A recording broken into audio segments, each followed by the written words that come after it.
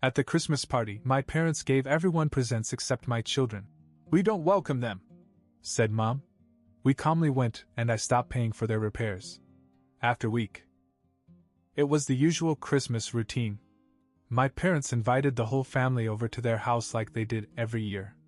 I wasn't particularly excited about it, but with family, sometimes you just go through the motions. My wife Jenna and I packed up the kids Emma and Ryan and made the drive over. Everyone was there: my older sister Amanda and her kids, a bunch of cousins, aunts, uncles, the whole crew. At first, everything seemed normal. Christmas music playing, kids running around, everyone catching up. My parents had gone all out with the decorations. The tree sparkled with lights and ornaments from our childhood. For a while, it felt like we were part of something good, a real family moment. Then came the gift exchange. The kids were excited. Especially Emma, she's 6, so she still believes in all that magic. I saw her eyes light up every time a cousin ripped through the wrapping paper. The gifts kept coming, one after another. Amanda's kids got brand new tablets. The cousins' kids got bikes and games and drones. One of my uncles even got a watch. Then silence. Jenna and I waited, but nothing came for our kids. Emma and Ryan just sat there, confused. Emma looked around, then up at me, her smile fading. Ryan kept asking, "Where are we?" It hit me like a punch in the gut. I turned to my mom. "Hey, did you forget the kids' presents or something?" I tried to keep my tone light. My mom crossed her arms and gave me that cold look. "We didn't forget," she said. "We didn't get them anything. We didn't congratulate them." I blinked, thinking I had misheard. "Excuse me? What do you mean, you're not congratulating them?" She didn't blink. "They're just like you. Ungrateful and entitled." Emma's face fell and tears welled up in her eyes. Jenna immediately hugged her and whispered something to calm her. Ryan looked like he was about to cry as well, but he held back, trying to be brave for his big sister. All around us, the room fell into an awkward, heavy silence. No one spoke. No one stood up for us. Amanda looked away, pretending not to notice. My cousins exchanged glances, but said nothing. It was as if everyone had expected this, as if it was just another family drama they didn't want to get involved in. Jenna squeezed my arm and whispered, "Steve, let's just go. It's not worth it." For a moment I wanted to explode, but I didn't. I forced myself to stay calm. I looked directly at my mother and said, "Okay. We're going." We bundled up the kids, grabbed our coats, and walked out the door. I slammed it behind me and the sound echoed through the neighborhood. I couldn't think straight on the drive home. My parents had done a lot of hurtful things over the years, but this was the next level. It wasn't just me anymore. They were hurting my children. Emma was still sniffling in the back seat, asking why Grandma and Grandpa didn't love her. How do you even answer that? I replayed the last few months in my head. There had been tension. They had wanted me to buy them a new house because their current one apparently wasn't good enough anymore. I told them no, but offered to pay for major renovations instead. I had workers redo the entire second floor, new plumbing, electrical, walls, everything. It had already cost me $21,000, and it wasn't even finished. But it wasn't enough for them. It never was. I gripped the steering wheel. They wanted to pretend I was the problem? Fine. They could make their own repairs now. Come New Year's, I'd cancel everything. This wasn't over. The morning after the Christmas party, I woke up still seething. Jenna and the kids were asleep, but I couldn't rest. I kept hearing Emma's voice. "Why don't they love me?" It crushed me. I had to do something. I grabbed my cell phone and called Frank, the contractor handling my parents' renovation. "Hey Frank, I'm canceling the project," I said. "Tell your crew they'll be done after New Year's." There was a pause. Are you sure about that? Your parents won't be happy. Let them call me," I replied. After that, I finally felt some control over the situation. But it didn't last long. Around noon, the calls started coming in. Amanda was first, but I let her go to voicemail. Then my dad. Same thing. Finally, Mom's name came up, and I relented. "You're canceling the renovation?" she demanded, skipping all the formalities. "You heard me," I said. "I'm done." She launched into a tirade about how irresponsible and selfish I was being. "We have the entire second floor torn up. How can you just leave us hanging like this?" I was unfazed. "Maybe you should have thought about that before you treated my kids like garbage. You crossed the line, and I'm not going to bend over backwards for you anymore." "Stop being so dramatic," she snapped. "Your children need to learn that they will not be rewarded for bad behavior, just like you." I laughed bitterly. "Right. Teaching them a lesson by humiliating them on Christmas. Real classy. Goodbye, Mom." I hung up. In the evening, Amanda showed up at the house, which took me by surprise. I opened the door and saw that she wasn't there for a friendly visit. "You can't just leave her like that, Steve," she said, walking in without waiting for an invitation. I sighed. "Oh, here we go. Let me guess you're here to tell me to listen to them, right? I'm here because they're freaking out. The second floor is uninhabitable and they don't know what to do." "Not my problem," I said. "You saw what they did to Emma and Ryan. They crossed the line." Amanda hesitated for a moment. "Look, I know it was harsh, but that's just Mom. She doesn't mean half the things she says." "Not good enough," I shot back. "They're your parents too, Amanda. But you're the golden child. They helped you through your divorce, but all I get is demands and insults. I've been paying for these renovations. Over 20 grand already, and they still act like I owe them everything." Amanda sighed. "They're set in their ways, Steve. You have to be the bigger person." "I'm done being the bigger person," I said firmly. We stared at each other in silence. Finally, she gave up, shook her head, and left. A few days later, I got a surprise from another corner of the family.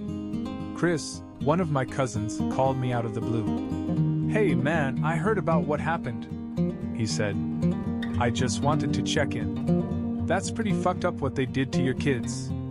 I didn't expect him to take my side. "Yeah, it was brutal. I'm done with them. Honestly, I don't blame you. They've been pulling this crap for years. My mom told me that your parents think you owe them for everything they did for you when you were younger. But man, you've already paid that debt and then some." It felt good to hear someone else say that. Over the next few days, more cousins came forward with similar sentiments. Apparently my parents had been gossiping about me for a while, but not everyone was buying their version of the story. Then Amanda stirred things up again. This time she brought in some of our aunts and uncles and turned it into a full-blown family debate. Half the family thought I was right to stand my ground, while others, especially those closer to my parents, argued that I was being vindictive. The pressure was mounting, but I wasn't about to back down. The lines were being drawn. It didn't take long for my parents to escalate things. A few days after Amanda's visit, my dad called me. For a moment, I thought he was calling to apologize. Maybe there was a shred of decency left in him. But I was wrong. "We need to talk," he said. His voice was cold, almost rehearsed. "About what?" I asked, already knowing where this was going. "The renovations. You can't just leave us like this. We need you to get things back on track." I sighed. "I already told Mom. I'm done. You can hire someone else." Dad didn't take the bait. He remained eerily calm. "If you go through with this, there will be consequences, Steve." "Consequences?" I repeated in disbelief. "Yes," he said. "You think you can disrespect your family like this without consequences? Fine. If you're not going to take responsibility, we're not going to be a part of your life. And that includes Emma and Ryan. You want to play hardball? We'll disown them." For a few seconds I couldn't even answer. Did he really just say that? Disown my children, their own grandchildren, because I wouldn't keep spending money on them? "That's your play?" I finally said, my voice dangerously calm. "You're going to punish two innocent children to get back at me?" You think that'll make me back down? It's not a threat, Steve. It's a reality, he replied coldly. We're rewriting the will. You and your kids won't get a dime from this family. I laughed bitterly. Oh, so this is about money now? You think I care about your will? I'm the one who paid for everything, your house, your renovations. What do you think I want from you anyway? You'll regret this, he said before hanging up. That was it. They'd crossed the last line. If they wanted to turn this into a war, I was ready to fight. The next morning I acted. There was one thing I had leverage over, the joint account I'd opened years ago to help my parents manage their expenses. I'd put a lot of my own money into it over time, money they'd used without a second thought.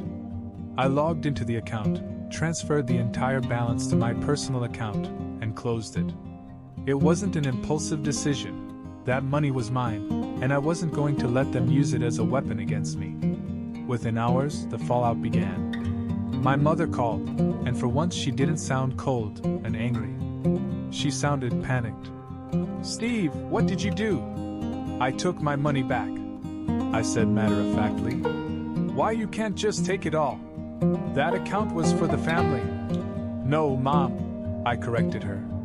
That account was my money. I opened it to help you, but I'm done being your bank. You wanted me out of your life, didn't you? Well, congratulations.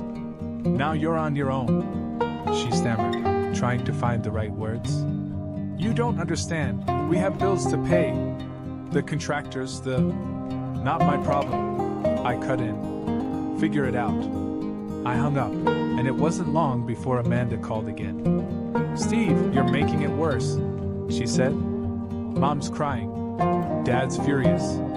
They say you emptied the bank account. Yep. And I'm not putting a dime back in, I replied. Come on, Amanda sighed. They're scared, Steve. They don't know how they're going to finish the repairs. Maybe they should have thought about that before they threatened to disown my kids, I said sharply. Amanda was silent for a moment. They said that? Yes. That's how far they're willing to go to get their way. Do you still think I should listen to them? She didn't have an answer. Finally, she just mumbled something about talking to our parents and hung up. The next day I heard from Chris again. He talked to some of our other cousins, and apparently the story was spreading fast. Most of them were now on my side. They saw how toxic things had become, and were disgusted with how my parents were acting. Dude, you're a legend, Chris said over the phone. You're finally standing up to them, and honestly, it's about time. But not everyone saw it that way. Some of the older relatives, especially those who relied on my parents for favors, began to turn against me. I received a passive-aggressive message from Aunt Carol saying that I was tearing the family apart, and that I needed to make peace for the sake of the children. Funny how no one cared about my children on Christmas, I thought bitterly. This wasn't just a family argument anymore. It was turning into a full-blown civil war, and I wasn't backing down. The tension reached a breaking point when my father left me a voicemail that evening. You've done enough damage, Steve, he growled in the recording. You think you're going to make us suffer? We'll see how you like it when the whole family knows what kind of man you are. You're selfish, ungrateful, and you'll regret this for the rest of your life. He hung up without waiting for an answer. I played the message twice and shook my head. I was done with the guilt trips and manipulation, but I knew this was going to escalate. And it did. The next day, Jenna's phone started buzzing with messages from Amanda and some of the other relatives who'd taken my parents' side. Apparently, my dad had been calling around, spinning the story his way. In his version, I had cruelly abandoned them and stolen the money intended for family support. Of course, he left out the part where they had humiliated my children and threatened to disown them. Jenna scrolled through the messages and sighed in frustration. Steve, this is getting ugly. They're telling people you left them in financial ruin. Let them talk, I muttered. The people who know the truth will stay with us. The rest? I don't care anymore. Still, the situation bothered me. Emma and Ryan noticed something was wrong. Emma asked, Are Grandma and Grandpa mad at us? I hugged her and told her, "No, honey. They're just having a hard time understanding things right now." It wasn't the whole truth, but I didn't want to burden them with the ugly details. Meanwhile, my cousin's support continued to grow. Chris called again, this time with some surprising news. "Hey, so a bunch of us are talking about pitching in to help with the renovations your parents need," he said. "We're not doing it for them, really. We just want to make sure they can't use it against you anymore." I was stunned. "Wait, you're serious? Why would you do that?"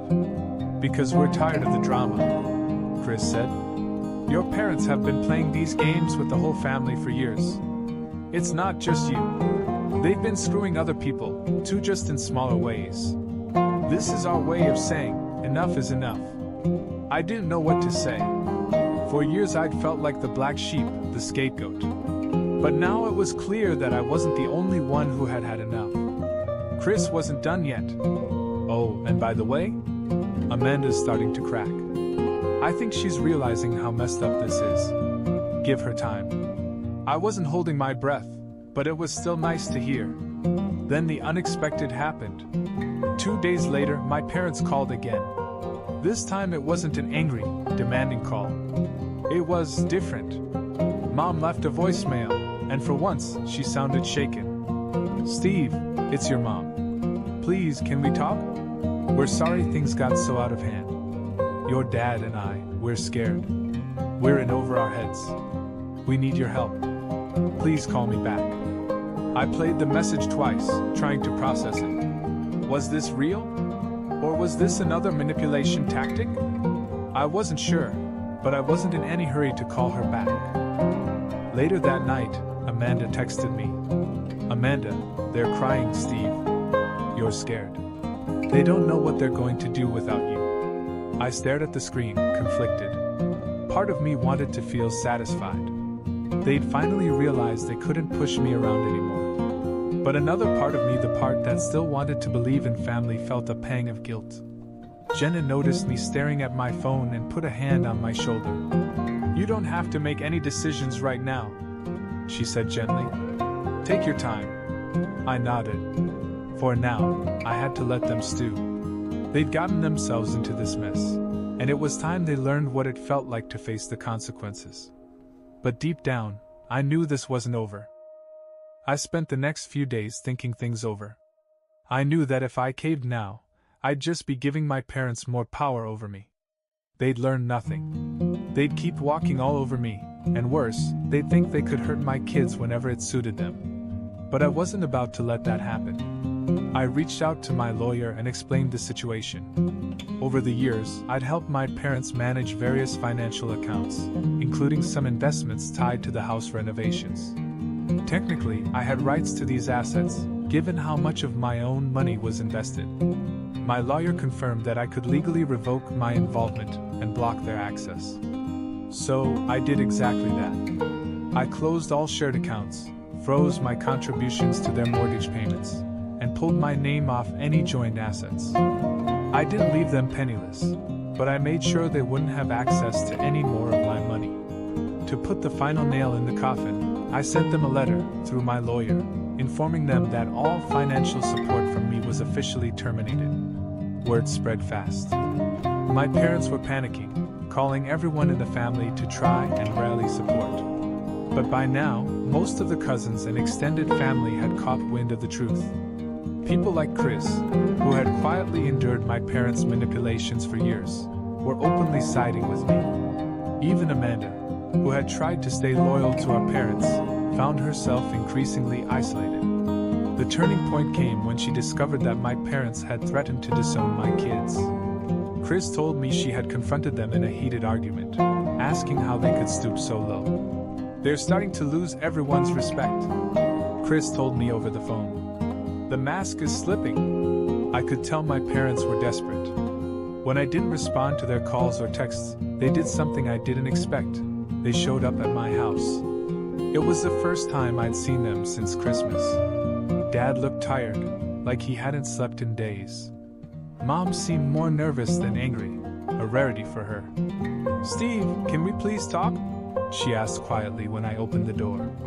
I didn't invite them in. Talk about what? I asked coldly. We were wrong, Dad said, swallowing his pride. We handled things badly. We shouldn't have said what we did. We hurt you and your family, and we're sorry. Mom chimed in. Please, Steve. We've lost control of everything. We can't finish the renovations, and the family's turning against us. We need you. I crossed my arms. Now you need me? After years of treating me like a second-class son? After making my kids cry on Christmas and threatening to cut them out of the family? They both winced. For once, they had no excuses. We were wrong, Mom repeated softly. We're asking for forgiveness. Forgiveness? I said, shaking my head. You're only here because you've hit rock bottom. You're not sorry for what you did. You're sorry it didn't work out the way you wanted. And honestly, it's too late. Dad's face tightened. Steve, don't do this. We're family. No, I replied firmly. Family doesn't treat each other the way you've treated me. I'm done being your puppet. From now on, you handle your own problems. And as for forgiveness? You're not getting it. Not now, not ever. With that, I shut the door in their faces. Over the next few weeks, the fallout continued. Amanda tried to patch things up, but I wasn't interested. She'd chosen their side when it mattered most, and I couldn't trust her anymore. Some relatives who had initially supported my parents backed off entirely, realizing how toxic things had become. Others, like Aunt Carol, stayed loyal to them, but I didn't care. The divide was final. I focused on my own family, Jenna, Emma, and Ryan. We started building new holiday traditions that didn't involve my parents or their drama. I finally felt free. No more guilt, no more endless demands. One day, Jenna and I took the kids to the park, and I watched as Emma and Ryan laughed on the swings. For the first time in a long while, I felt a sense of peace. Chris summed it up best during one of our conversations. You did the right thing, man. Sometimes, cutting people off is the only way to protect your peace. You owe your kids a better legacy than the one your parents tried to give you. He was right. And as far as I was concerned, my parents were no longer a part of that legacy. They had made their bed. Now they had to lie in it. The war was over, and I'd won.